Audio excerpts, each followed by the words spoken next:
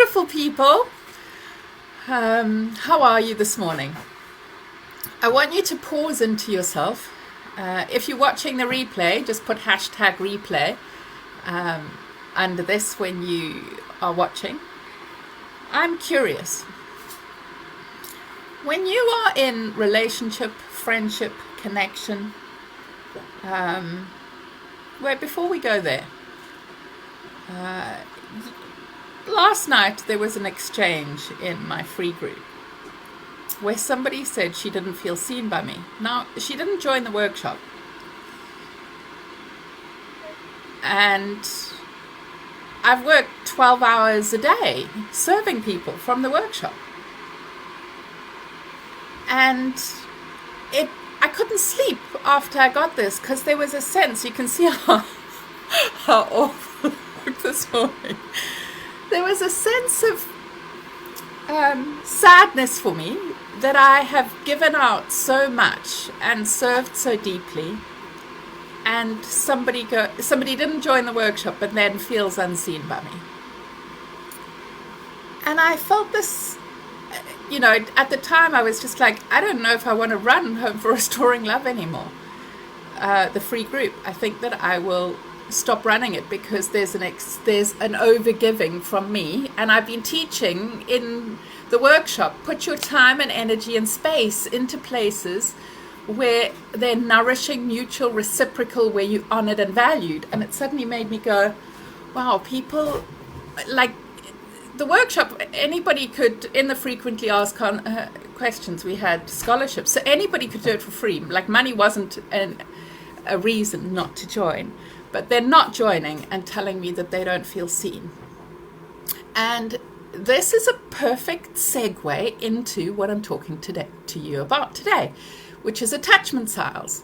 In secure attachment, you go, I'm feeling like this, so I want this, and I'm going to communicate what my needs are and get connected to. So this is what, if this person was highly secure, it would be like, hi, Zaria, I want to be seen more by you because I'm feeling unseen in my life. How would I go about that? And I'd say, come and join the workshop, get involved, engage, and attend the live workshops, do the VIP so I can engage with you. Then she would get her feelings met. But instead, it's just like a kind of a vomit at me of, I don't feel seen enough by you. This is one person in a group of 6,000 who's not attending the workshop.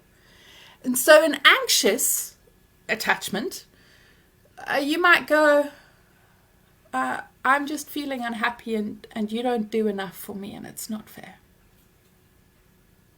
I need you to love me for me to feel okay, and if you don't, it's not fair. So that's anxious attachment. Avoidant attachment is, I'm not going to engage with anything you put out. I'm independent. I'm fine. Your emotional stuff is just ill. I'm not doing it. And when I expressed emotions, making me wrong and criticizing me, unable. And this has all happened in 1 week where I shared vulnerably and somebody started criticizing me. That's avoidant attachment, where they don't see, they can't meet you vulnerably, they'll make you wrong and stay. I'm kind of, they'll avoid connection. And then there's complex attachment. And how complex attachment will look is going, so share as I'm talking which one you feel you are. Complex attachment is so hard, and as I share that, it just makes me teary of where you will go, I really need you, can you help me, offer help, fuck off with your help. The complex attachment is, I need you, thwack. And for many of us, there was an example where, say, for example, you go up to your mother goes, I don't feel loved enough, so you go and love her, and she pushes you away. Your mother has complex attachment. And the impact that it has on you as a human being is like this discombobulated mess.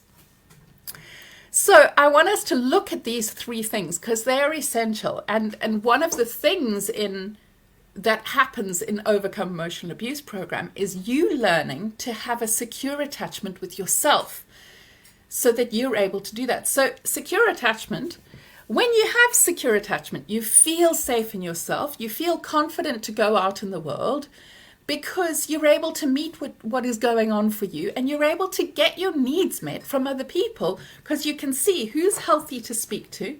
Oh, my babe, thank you. I literally got out of bed because I was so distressed by these 3 incidents that are all kind of examples of attachment styles in the last week of how people have treated me in Home for Restoring Love. So I was saying that in secure attachment, you feel great in yourself that, you know, if you're feeling vulnerable or weak, you know that you have the internal resources to meet yourself. And if you're feeling in a place where you're broken, you're able to ask for support rather than going, nobody loves me and nobody cares.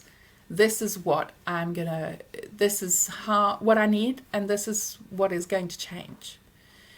So let's look at all of those different slides. I'm saying slides because I've got slides, but I'm not going to show, I'm just going to go through.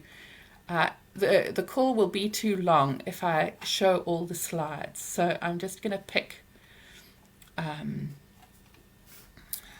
where are we? Okay.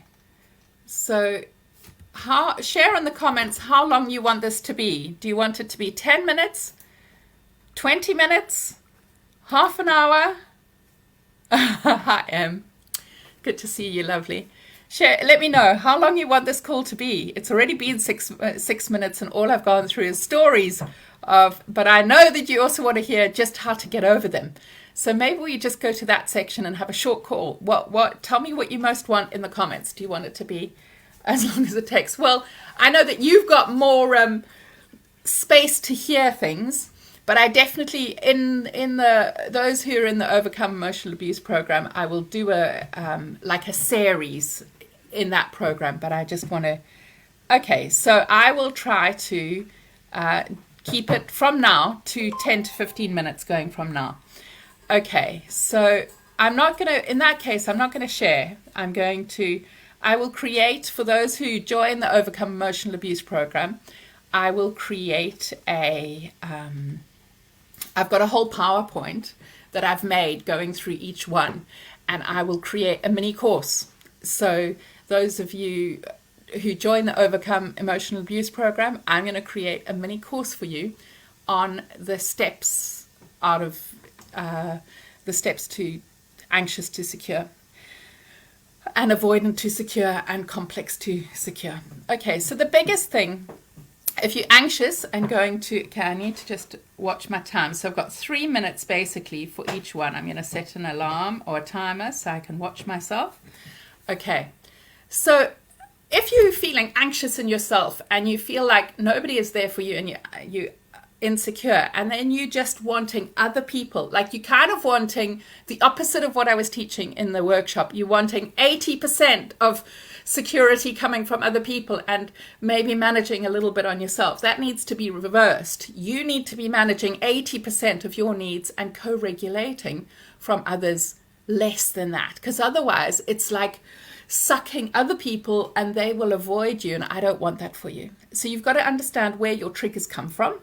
So Tame the Triggers is perfect because then you get that. You need to attune to the whispers. Learn how to work through your feelings.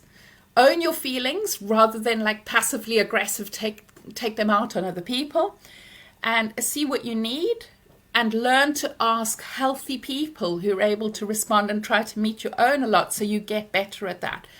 And surround yourself by healthy, responsive people. And get therapy to gain those skills that you didn't have in childhood, because otherwise you're expecting friends to teach you that who haven't necessarily had training or capacity to do that, and then you're putting a big demand on the friend. They're not able to do that, and then you feel they've let you down, where in fact you've not met yourself. So it will take some proactiveness in your case. Then let's talk about avoidant. So avoidant, you want to learn the difference between destructive and constructive. Destructive is just pushing somebody away, ignoring them, treating them like they don't matter. And it comes from John Gottman's Bids for Love, where he says there are 4 bids for love. There's proactive destructive, passive destructive, passive constructive, all of which are toxic. And the only one that is healthy is proactive constructive. So proactive destructive is, will you stop that? Will you stop being needy? What's wrong with you? I don't know why you're feeling like that. You're just a pain. Passive destructive is, not this again. So it's just like a mild aversion, but still destructive. Passive constructive is, I see you've got feelings. It's kind of like, I'm not really bothered or interested in you. The only thing that's healthy is proactive constructive, which is, hey, I really care about you. Can we sit down and communicate about this so that you feel loved and met? So you also need to understand how still face impacts, because a lot of people who are avoidant are just like, don't look bothered, face bothered, like Catherine Tate. And it's worth watching the still face video to see how it deregulates. Like my son is more avoidant and my daughter is more anxious. And I showed my son that video and I said, do you want to spend the rest of your life having relationships with people who are discombobulated and just so emotional because you refuse to meet them? Because what you're going to need to do is meet people proactively. As soon as you see them, say, hey, how are you doing? What's going on in your world? Smiling at them, because he doesn't see the point of smiling and connecting. And when I showed him that video, he could go, wow, that's so strong. You can see the impact of it. And I said, that's what it creates. It creates a deregulation in other people, and often avoidant people will meet somebody who is very expressive, who is attuned and empath, who will feel all the feelings and express them. And this person's just like, those are your issues. Don't make your problem a you problem, a me problem. So it's really important for the avoidant person to see that that engagement and empathy for yourself and for others really helps. And so where you can start is having empathy for the little child in your past and understanding what made you more avoidant, what made you put that wall up. And there's one client who I've been working with for the last year in individual therapy. And when she started therapy, she didn't even want to look at the camera. She was just so avoidant. And last week when I saw her, she was just like, oh, you've changed my life. Yeah, I feel seen and met. And she's just like, oh, expressive and vibrant. And it's just so beautiful to see. Just incredible to see the work that has shifted in her life. So you need to be able to understand where it comes from. Looking at her family, we were able to see why she had to put that wall up, because otherwise she'd get violated. You want to notice your feelings, empathize with them, and find trusting people who you feel safe with to explore sharing, who are going to validate you. And then you want to be a little bit more flexible in meeting other people's needs instead of just holding that independence. All right. And then for complex, you want to understand the impact of your childhood on yourself. So you can see, if I expressed my needs, I was violated. If I was avoidant, like pulled back because my needs weren't met, then I would get violated. So there was a lot of violating, and that's kind of the programming that's internalized. And you want to see that when there's these big blow-ups that you experience, you remember where there's hysterics, it's historic. And you want to understand the pain of you being taken advantage of, so that you go, okay, I need to shift in this, and weave compassion and love into yourself and honor yourself. Don't overgive to other people and then resent. And I realized that I have probably done that in Home for Restoring Love, where I have given a lot for 5 years. And I suddenly realized, wow, only 60 people have signed up for this workshop and then tell me that I haven't done enough to see them and to support them.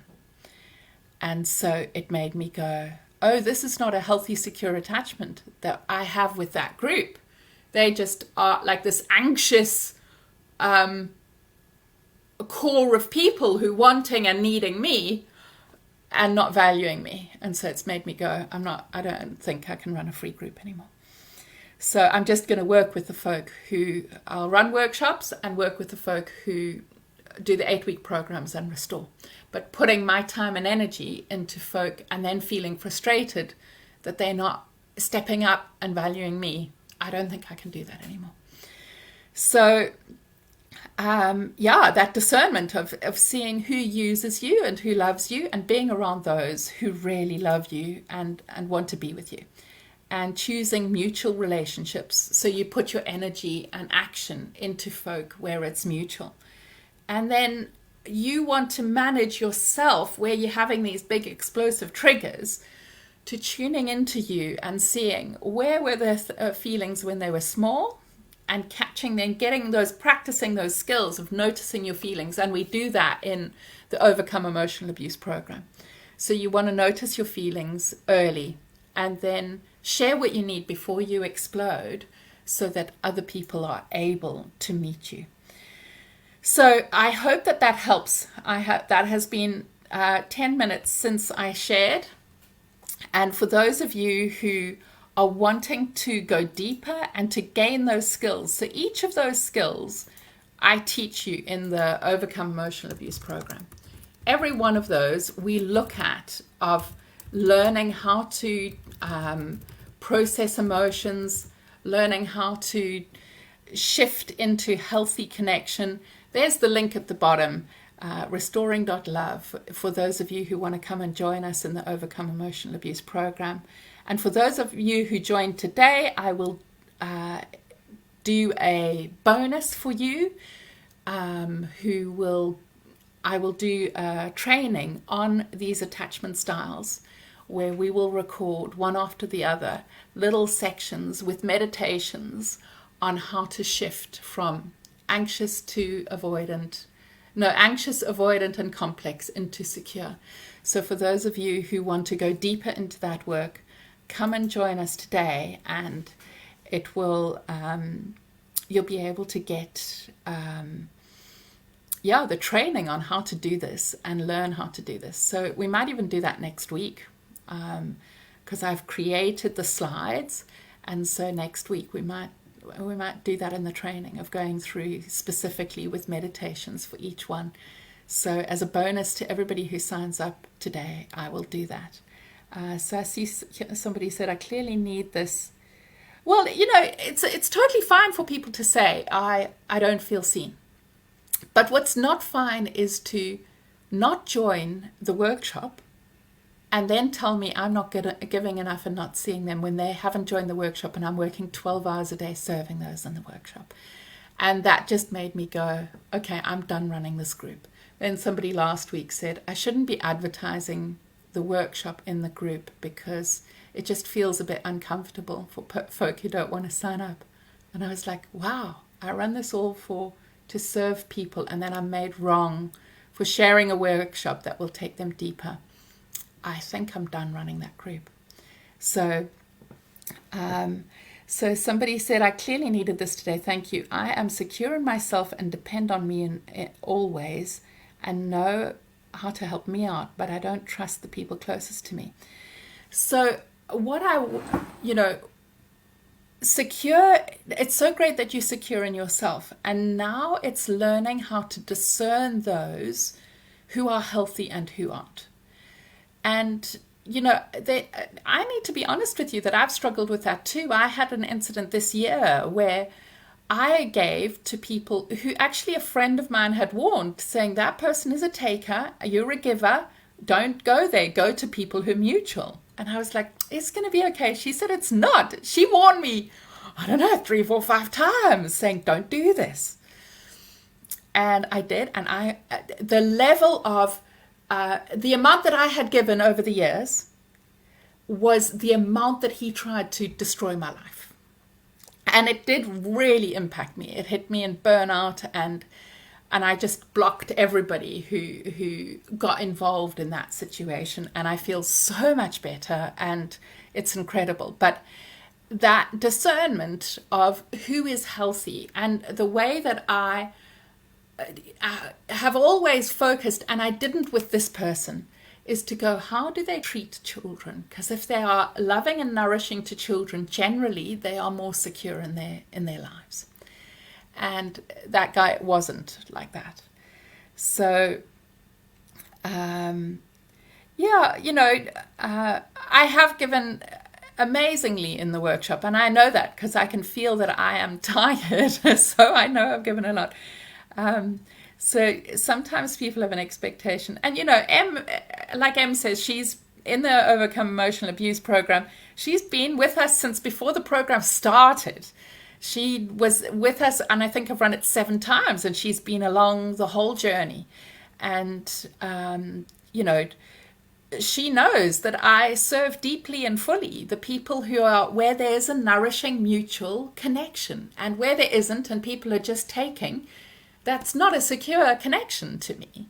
That's going, we just are anxious and want to take your energy and then feel like you're not giving enough. And I just really, in the night, was just like, that's really great that that's woken up, and I need to move away from that. I just want to figure out, I'm going to get some coaching on that. I've asked a few people who closed their big groups of how to do that. Such a pleasure. Yes, it is fantastic value for money.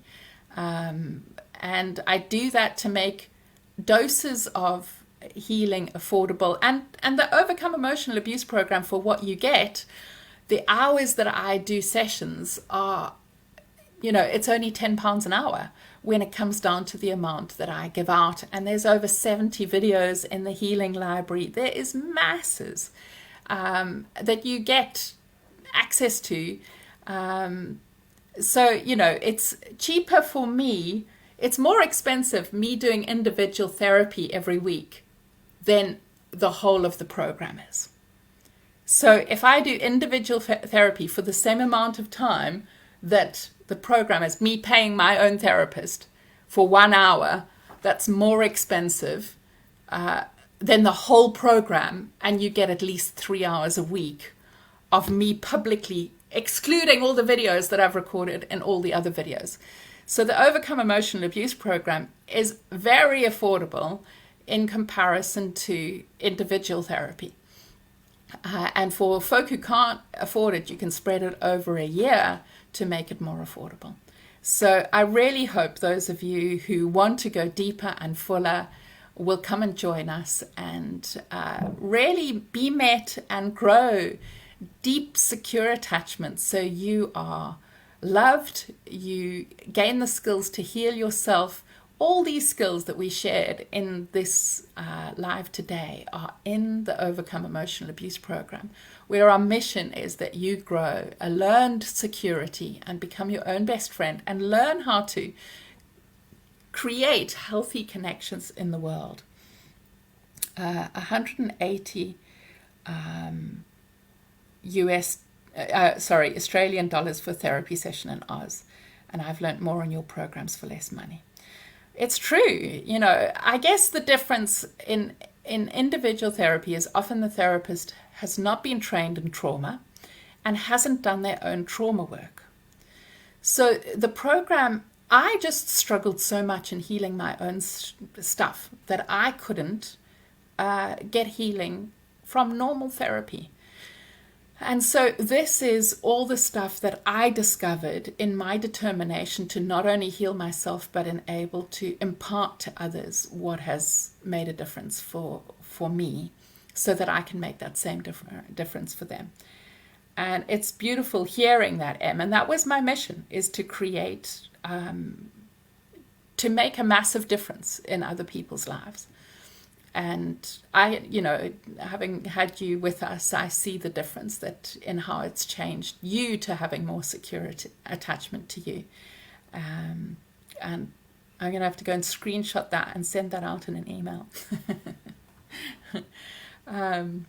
So I'm sending everybody love, and I hope all of you will come and join the Overcome Emotional Abuse program. It starts next week. The last day to sign up is Saturday. And for those of you who joined today, I'm going to do an attachment, shifting to secure attachment kind of webinar or something, because I want to record it in like little segments so that I can make it into a mini course, so that people can have a mini course on growing secure attachment for themselves. All right, everybody, I'm sending you love. I've gone over a tiny bit. Huge hugs to you, and I can't wait to get started next week. The last day to sign up for the Overcome Emotional Abuse program is Saturday. Come and join us Saturday midnight Pacific time. Okay, sending you so much love. Bye.